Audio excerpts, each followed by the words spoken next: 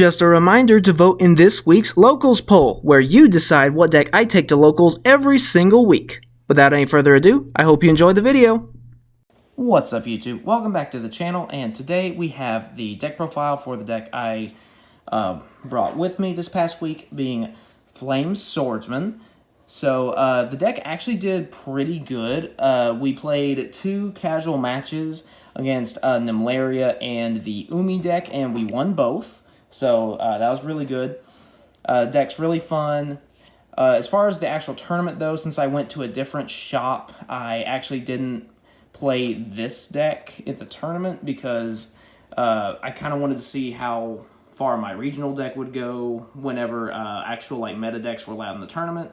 We got top 4 with 4th place out of 3 rounds. We had 2 wins, 1 loss, so that was pretty good. But as far as Flame Swordsman goes, we went 2-0, so that was good. Here's a cut to what it looks like on paper. Then we'll get to the card by card.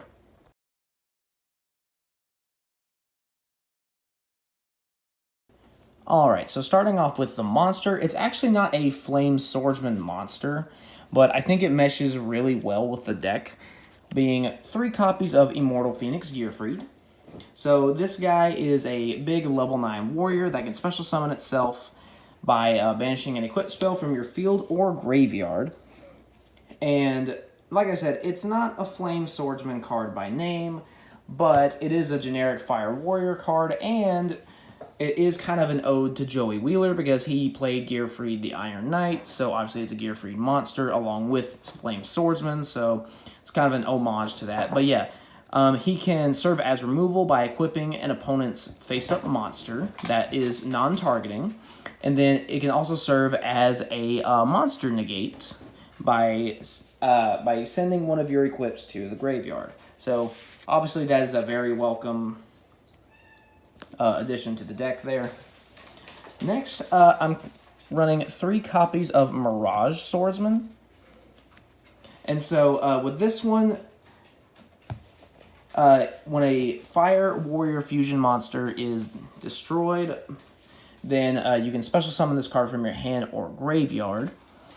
And then it has 2 additional effects. While it's battling, you can destroy both it and the attacking monster, which is, of course, a reference to Mirage Knight, which is an anime reference during the tag duel with Yugi and Joey versus the Big Five.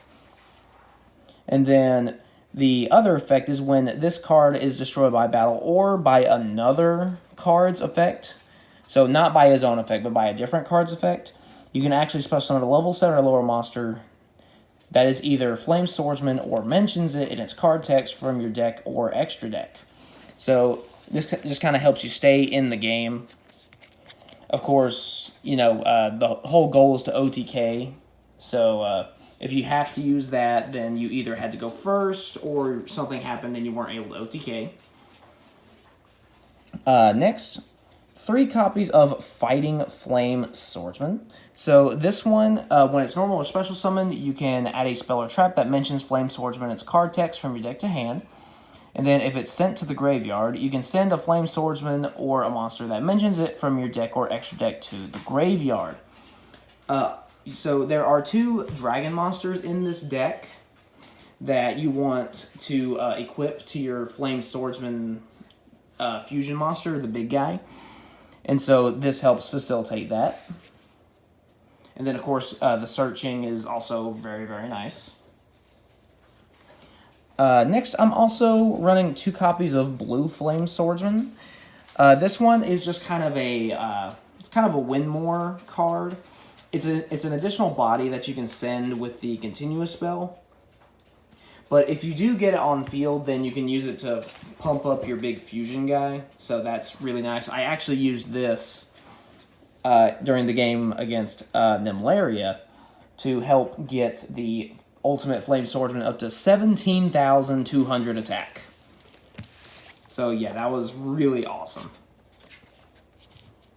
Next is another just generic Fire Warrior, being 3 copies of Sublimation Knight. So I'm running this because well, one, there's not that many Flame Swordsman monsters, so a couple generic Fire Warriors never hurts. And then for number 2, it actually works decently well with the Fighting Flame Swordsman if you open up the continuous spell in your hand and you don't have the Fighting Flame Swordsman. You can just use this to equip the Fighting Flame Swordsman from your deck, then send this with the Fighting Flame Swordsman equipped in order to start that way. So it's an additional way to get to your win condition.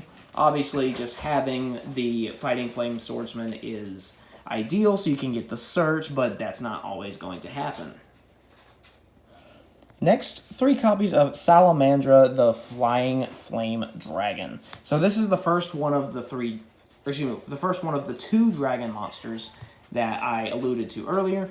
So while this one is equipped to Flame Swordsman or monster that mentions it, it gains 700 attack. So it boosts up your Flame Swordsman by 700.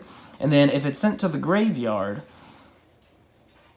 then you can add a Salamandra spell or trap from your deck to your hand, which is really, really important for the deck's core strategy. We'll get to that later.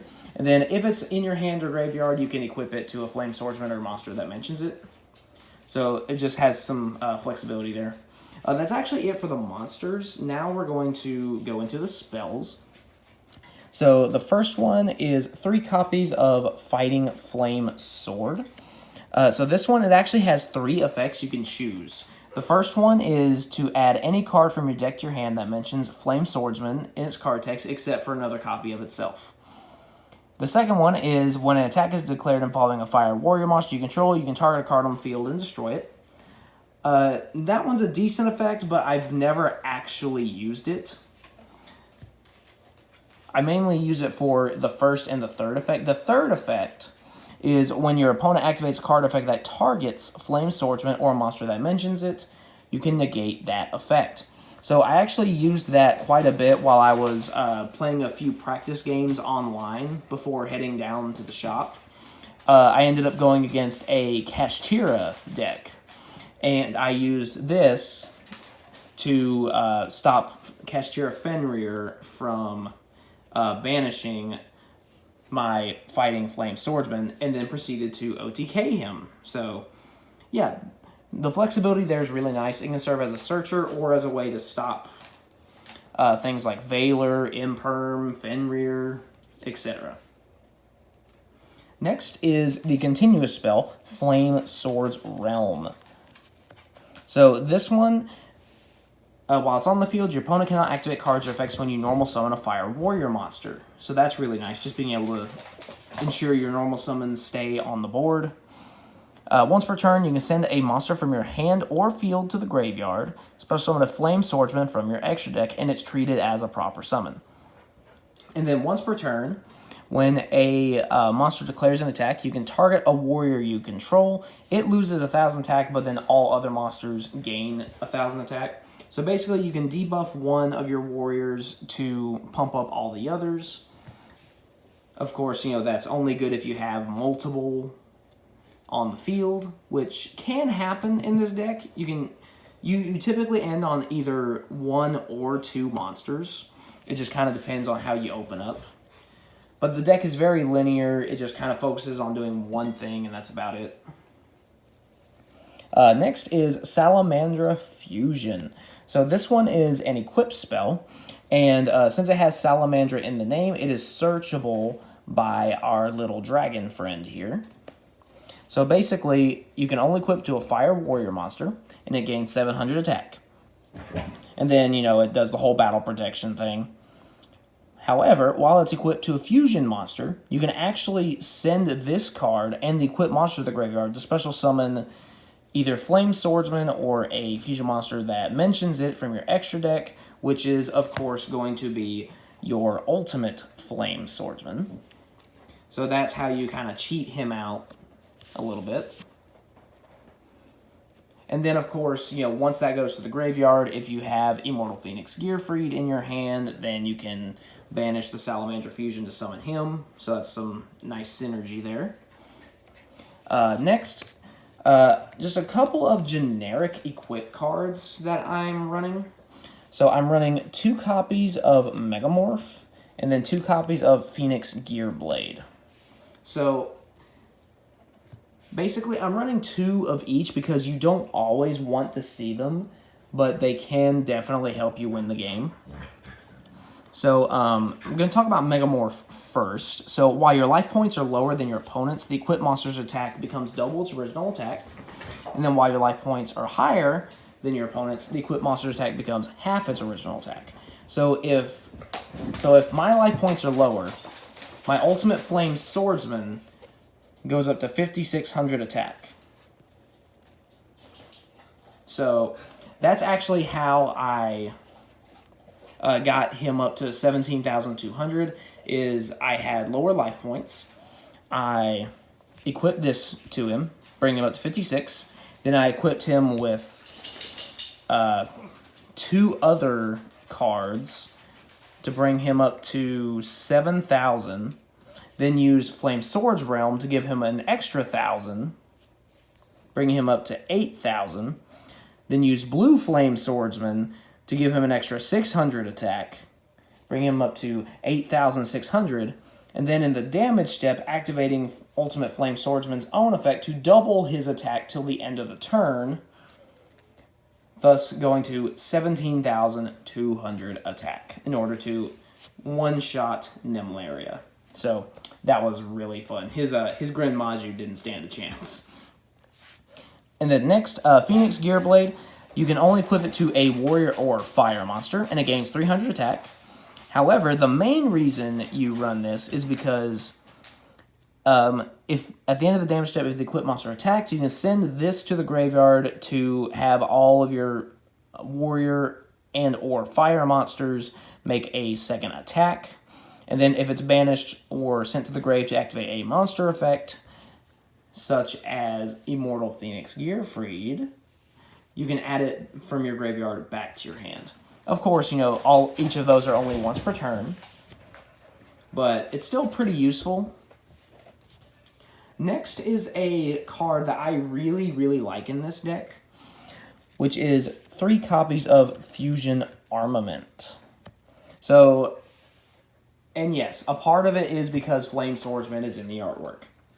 However, it's also very useful in the deck because you can reveal the Ultimate Flame Swordsman to special summon the Fighting Flame Dragon from your extra deck, and then send the Fighting Flame Dragon to the graveyard with Flame Swords Realm in order to summon Flame Swordsman. So that way, once you get the big guy on the field, you can equip the Fighting Flame Dragon from your graveyard to him to allow him to attack twice. Or, if you have a normal summon, like, say, Fighting Flame Swordsman already on the field, you can use this to summon the Fighting Flame Dragon and then go into a Link monster that we'll get into later. So I really like it in this deck. Next, going into some of the more generic cards for the spells, we have 1 Reasoning, because we do have a few different levels in there. Or even if, like, my opponent calls 4 and they hit a Fighting Flame Swordsman, it gets sent to the graveyard, so I get that search anyway. 1 Reinforcement of the Army, of course, because it's a warrior deck. You're going to run Rhoda. And then also 3 Upstart Goblin. So this just helps kind of increase the consistency a little bit. It turns the deck into a 37-card deck. And then it also gives your opponent 1,000 life points, which can actually work in your favor because, and I actually forgot to mention this with Megamorph when I talked about that, you can equip it to either your monster or your opponent's monster.